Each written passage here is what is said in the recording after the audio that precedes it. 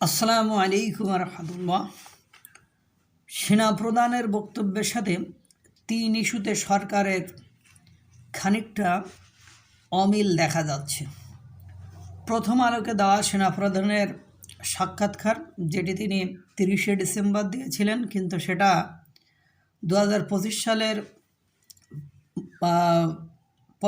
পয়লা জানুয়ারি সেটা প্রকাশিত হয়। সেনাপ্রধান খুব বেশি মিডিয়ায় সাক্ষাৎকার দেন না। এর আগে তিনি রয়টার্সকে দেওয়া এক সাক্ষাৎকারে তিনি বলেছিলেন 18 মাসের মধ্যে নির্বাচন হতে পারে, কিন্তু উপদেষ্টা সরকারের প্রধান ডক্টর মোহাম্মদ ইউনূস সেটা সরকারি বক্তব্য নয় বা তাদের মতামত নয় বলে এটা জানান। সেক্ষেত্রে তিনি একটু বিব্রতকর পরিস্থিতিতে পড়েন। কিন্তু 2025 সালের শেষে বা 26 সালের মাঝামাঝি সময়ে নির্বাচনকে সেনাপ্রধান সমর্থন করেন এবং তিনি বলেন, দেশবাসী অবশ্যই একটা ভালো নির্বাচন চায়, সুষ্ঠু শান্তিপূর্ণ উৎসবমুখর নির্বাচন চায়। অন্তর্বর্তীকালীন সরকারের প্রধানের লক্ষ্যও সেটা। প্রধান উপদেষ্টা নির্বাচনের সময়সীমা দিয়েছেন, সেটা ঠিক সময়। আমরা অন্তর্বর্তী সরকারের নির্বাচনের রূপরেখা বাস্তবায়নের সব সহযোগিতা করব। এরপরও সরকারের সাথে 3টি বিষয়ে সেনাপ্রধানের দূরত্ব রয়েছে, সেটি সেনাপ্রধানের বক্তব্যে স্পষ্টভাবে ফুটে উঠেছে। প্রথম যে দূরত্বটা বা অমিলটা লক্ষ্য করা যাচ্ছে সেটা হলো সংস্কার কে করবে। এই ইস্যুতে বেশ জলঘোলা হয়েছে।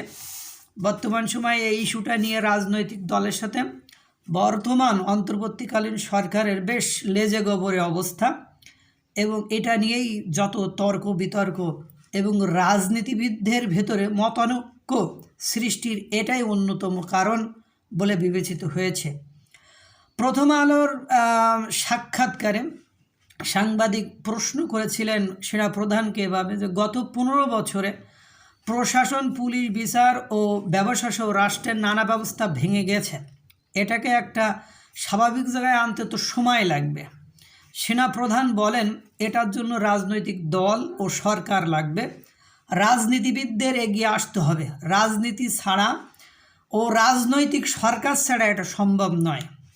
এই যে স্পষ্ট রাজনীতিবিদ, রাজনৈতিক সরকার ছাড়া এটা সম্ভব নয়, উনি স্পষ্ট জানিয়ে দিয়েছেন।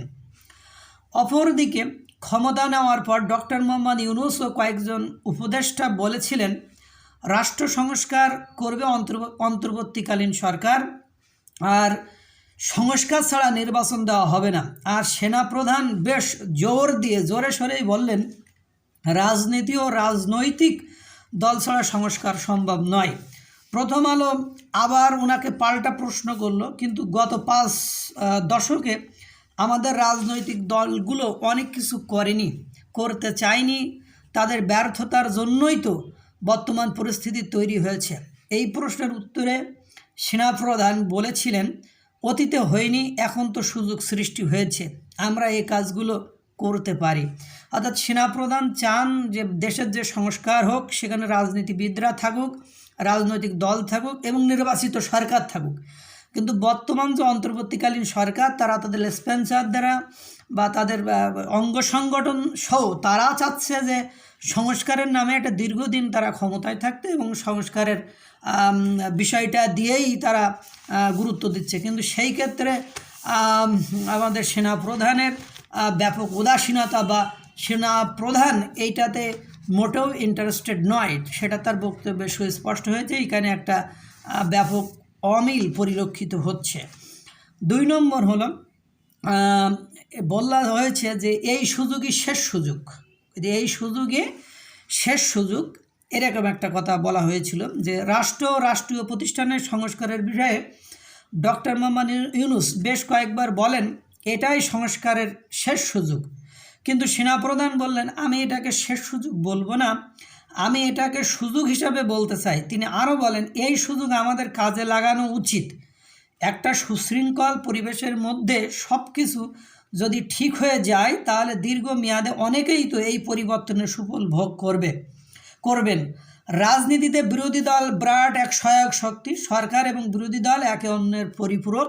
গণতান্ত্রিক প্রক্রিয়ায় শক্তিশালী বিরোধী দল থাকা গুরুত্বপূর্ণ। এমন প্রক্রিয়া থাকলে একে অন্যের ভুল ধরিয়ে দিতে পারে। সরকার ও বিরোধী দলের মধ্যে ক্ষমতার ভারসাম্য থাকে, তখন সবাই তাদের পরিধির মাঝে থেকে দায়িত্ব পালন করে যেতে পারেন। এটা তো একটা দেশের জন্য খুবই প্রয়োজন। এক্ষেত্রে উনি শেষ সুযোগ বলে এটা গ্রহণ করতে চান না। উনি চান যে না, এভাবে করে চলতে থাকবে, সহায়ক ভূমিকা হিসেবে সেখানে একটা গুরুত্বপূর্ণ কাজ হবে আর কি।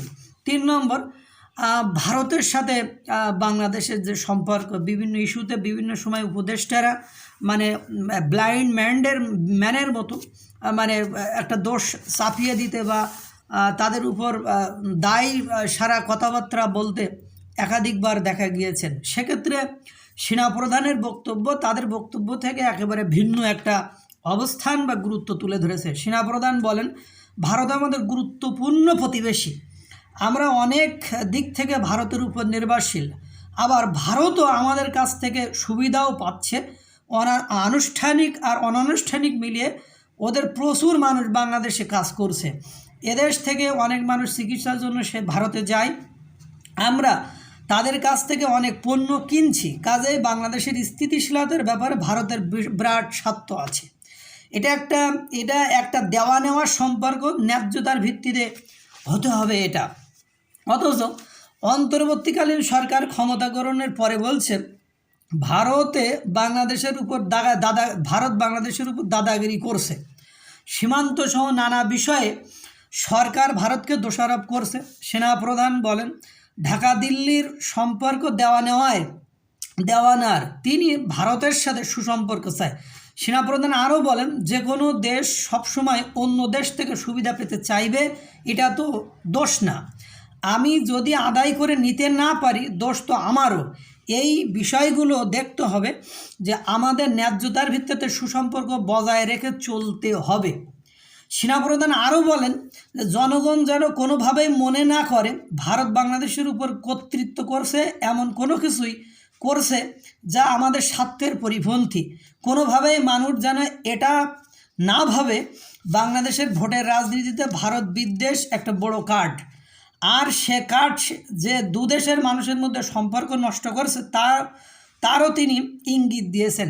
সামরিক বাহিনীর রাজনীতিতে হস্তক্ষেপ করা উচিত কিনা নয় বলে তিনি জানিয়ে দিয়েছেন।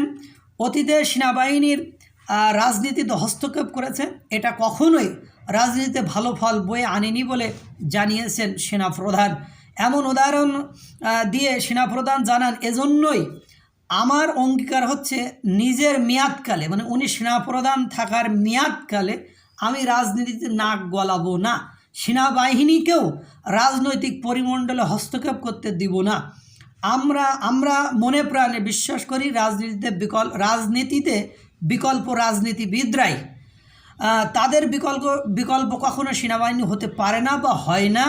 এখানেও বর্তমান সরকারের সাথে কিছু অমিল পরিলক্ষিত হয়, কিন্তু বর্তমান সরকারের কিছু উপদেষ্টা গত 53 বছরে কিছু হয়নি বলে মতামত ব্যক্ত করেছেন। তিনি বলেছেন যে আমাদের রেজওয়ানা হাসান যে আপনারা যদি পারতেনই তাহলে আমাদেরকে এই দায়িত্ব নিতে হতো না, এবং তারা সকলকে স্বৈরাচার বলে আখ্যায়িত মাঝে মাঝে করে ফেলেন, এবং এই হলো অবস্থা। সেক্ষেত্রে ভারতের সাথে সুসম্পর্ক চান। আর ওই যে ওখানে একটা কথা বলছে যে ট্রাম্প কার্ড হিসাবে, যে ভোটের ট্রাম্প কার্ড, যে ভারত বিদ্বেষী মন মানসিকতা দেখালে আমরা ভোট পাবো বেশি, যে অনেকে এই মেন্টালিটি গ্রো করতে চায় বা এই মেন্টালিটি সৃষ্টি করতে চায়। এই জন্য হয়তো বা অভ্যন্তরীণ বিষয়গুলো নিয়ে বিভিন্ন ইস্যুতে তারা ভারতকে ধোলায় বা ভারতকে মানে পুঁজি করে বা ভারত বিদ্বেষী মনোভাব সৃষ্টি করে ভারত বাংলাদেশের মধ্যে সুসম্পর্ক অনেকে নষ্ট করতে চান। এটাও তিনি একটা ইঙ্গিত দিয়েছেন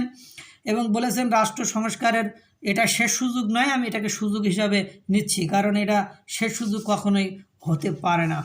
এ হলো অবস্থা। আল্লাহ তাআলা সকলকে ভালো রাখুক, সুস্থ রাখুক। আসসালামু আলাইকুম ওয়া রাহমাতুল্লাহ।